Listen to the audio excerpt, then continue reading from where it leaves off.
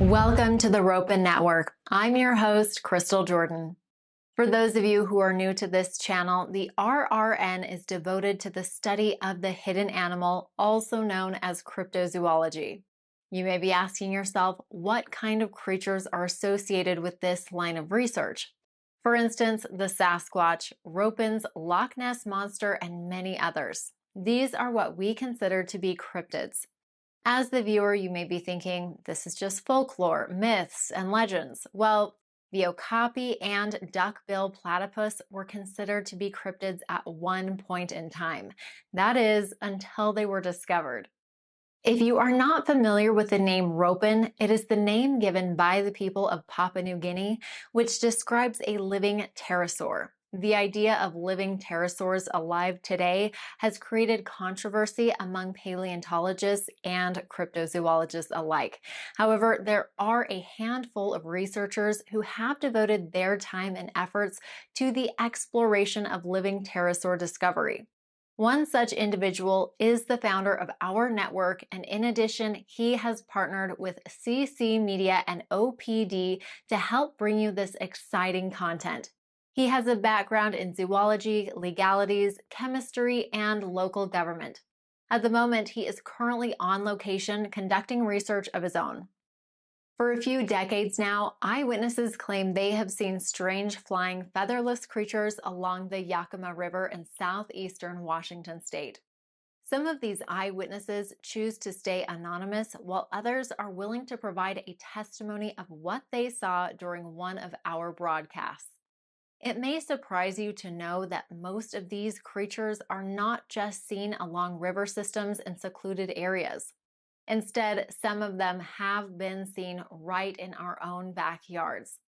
The sightings are reported in Texas, Arkansas, Florida, California, and the list goes on. The Ropen Network's own cryptozoological investigator is ready to shed some light on the subject. Here is Jacob Guerra reporting from Benton City to tell us more about it. Hi, Jacob. Hi, Crystal. I can hear you loud and clear. How exciting it is to have you reporting from the field. How are things along the river?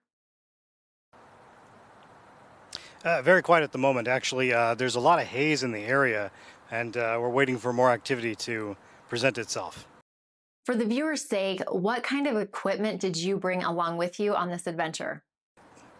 A good amount this time. I did bring along some drones, some thermal imaging, some night vision, and some netting, just to name a few. Jake, also brought along my bug spray. Okay, so Jake, how big is the river? It's about 214 miles long, but I couldn't tell you the exact depth of the river. Some have speculated it goes about 344 feet deep in certain areas. The Yakima Basin supports at least 48 species of anadromous, resident, native, and introduced species of fish, as well as more than 250 species of wildlife in the area. That's a lot. Yes, it is. Have you seen a good number of avian types thus far? Definitely. This is day one, soon to be the evening. I've already seen a few variations of raptors. There's prairie falcons out here. There's also nighthawks, and there's also said to be golden eagles, so very beautiful. It doesn't disappoint being out in this area. Wonderful. However, we all know that bird watching is not the main reason for this trek. You are correct. Come nightfall, a lot of these raptors will scatter as if they know how to prepare for the evening, with only the brave remaining.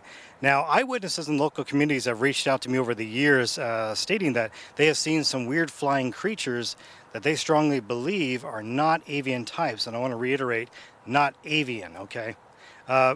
Some of these sightings have been seen at dusk and others at night. When they say non-avian, not a bird, then what could it be then? A large bat or owl?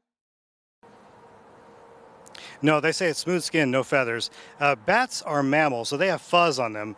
So it's not a member of the Chiroptera family. Something else I'd like to share with you, Crystal. One of the main reasons for our expedition is this. I have 2 eyewitnesses from the Portland area who have seen these creatures along this river system. So that is key information right there. Garth Guessman and I were fortunate enough to interview them on site just a short while ago. Wonderful. So, what kind of methodology do you use to determine if the eyewitness is telling the truth? How do you establish point of fact that this is a flying reptile? Yes, well, as an investigator, you like to use a couple of methods to your advantage.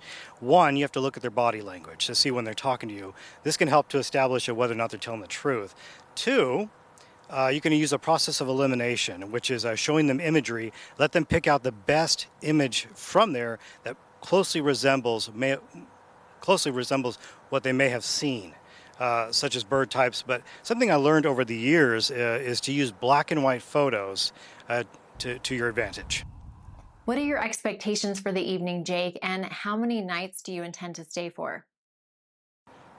I don't have high expectations for the first evening, no. I don't want to fill myself with false hopes. And I do intend to stay along the river system as long as I can. I do intend to stay along the river for about from 5 p.m. to about 5 a.m., come back the next day, and repeat the process. So, is it safe to say you'll be fine out there? Do we need to check in on you? Are you sufficiently armed? Yes, I should be fine. I did reach out to Benton County Sheriff's Department, just like last time when I was conducting another investigation. Um, they did say they'd be happy to check on me from time to time, but other than that, I am sufficiently armed with a concealed carry license. Glad to hear it. All right, Jacob, keep us posted, and we look forward to any discoveries that you might find. Thank you, Crystal. I'll be sure to keep you updated with my efforts from time to time.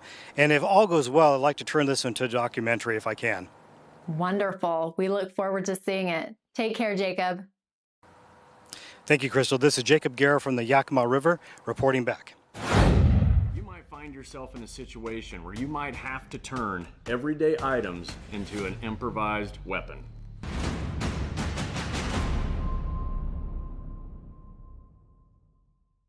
A steel barrel pen is a great defensive tool. Steel barrel simply means that it is one piece of metal from tip to end.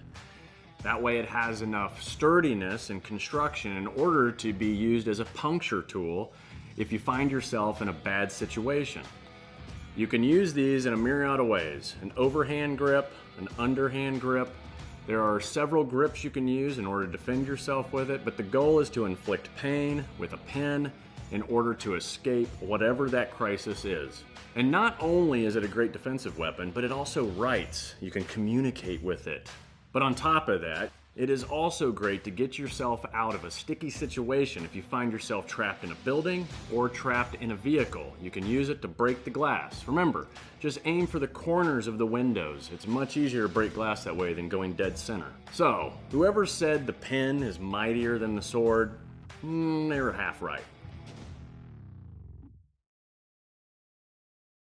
Speaking of Ropens, I came across a published article from Rachel Schleif from the Wenatchee Times. It reads, "Man blames car wreck on prehistoric winged reptile." A 29-year-old Wenatchee man told police a pterodactyl caused him to drive his car into a light pole about 11:30 p.m. Thursday. Wenatchee police cited the man with first-degree negligent driving. A breathalyzer test showed a minimal amount of alcohol, said Wenatchee Police Sergeant Sherry Smith. Witnesses told police the man was northbound on Wenatchee Avenue and drifted into a southbound lane for less than a block.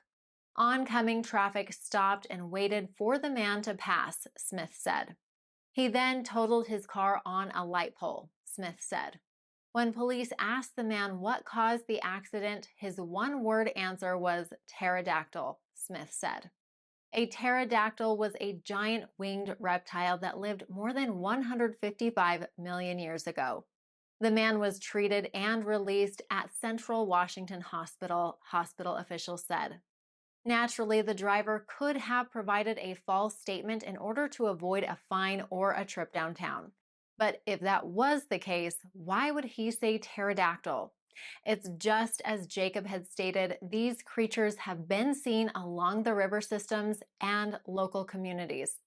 Thank you for joining us for this special report. Be sure to subscribe and hit that like button and stay up to date with all our future coverage. Until next time, seek the truth, and we will see you next time on the Ropen Radio Network.